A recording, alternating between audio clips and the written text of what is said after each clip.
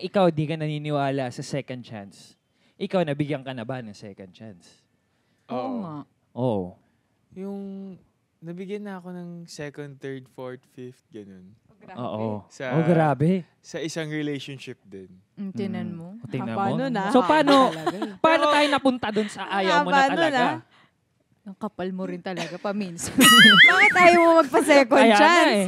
Hindi naman. Kasi baka nagkamali Hindi lang mo ako lang yung ino-offer yung benefits na yun. Ganun. Baka mali lang yung pagkakaintindi. Pero sa akin kasi, pag second chance kasi, parang alam mo yung walang nangyari.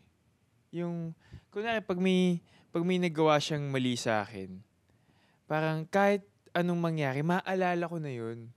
Na in a way na mag-iiba talaga yung tingin ko sa'yo. So parang hindi ako naniniwala sa second chance. Na parang babalik ulit sa dati. Okay. Nag-evolve lang yung relationship nyo. Oo, mag-evolve lang yung relationship nyo.